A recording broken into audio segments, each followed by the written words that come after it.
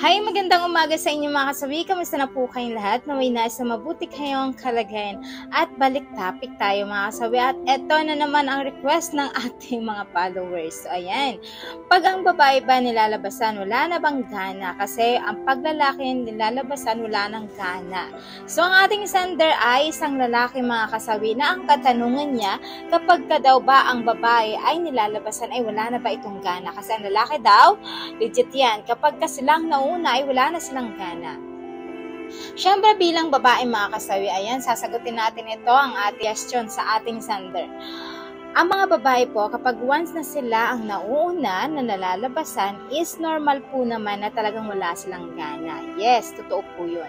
Pero kahit na sila ang nauna, ay gumagawa po sila ng way para naman mas masatisfied ang isang lalaki at ito ang masunod na sila din yung lalabasan. Hindi kagaya ng mga kalalakihan na kapag sila na ang nauna ay wala na itong pakialam sa kanilang mga kapareha. Alam niyo ba kung bakit mga kasawi? Kasi sa kanila, sabihin lang nila, ay pasensya ka na Han kasi nauna na ako. So next time na lang bawi ako sa'yo. So, syempre ang babae ang nabibitin sa ganitong sitwasyon kasi nauna na si mister. Pero ang isang babae, meron itong konsiderasyon mga kasawi kapag nauna. Ang babae is gumagawa ito ng way para naman mas satisfied ang isang lalaki, para naman ito gagawa ng paraan para malalabasan ang isang lalaki. For example, ang babae ibibijay niya ang kanyang asawa. So, sa pamagitan ng pagbijay ng isang babae is masasatisfied ang isang lalaki at talaga silang gagawin nila ang lahat para lang sumunod ang isang lalaki. Ganon ang kaibahan ng mga kababaihan sa lalaki mga kasawi, kasi kami mga babae, kahit na kami ay nauuna, ay meron pa rin kaming daan. Magawa kami ng paraan para kayo ay malabasan. So yun lang po yun mga kasawi.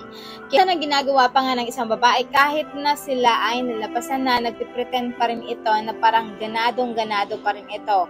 Sila na yung nagdadrive sa lalaki para ang lalaki ay mas lalo nilang napipil na talagang may gana pa rin ang isang babae kahit na ito ay nauna na sa kanila. So kaya kagandahan sa mga kabalalakihan, lagi niyong tatandaan na mas maganda na paunahin ninyo ang inyong mga asawa bago kayo. Kasi syempre mga babae, maraming gagawin yan para lang kayo ay masarapan sa ganitong sitwasyon mga kasawi. Lagi niyong tatandaan yan sa mga kalalakihan na. Yan na po sa ating sender. Maraming salamat po sa inyo at naway nabigyan ko kayo ng linaw tungkol dito sa inyong concern or itatalakayan natin ngayong umaga. Maraming salamat po sa patuloy na pagsuporta niyo sa akin, sa walang sawang pag-share at pag-comment.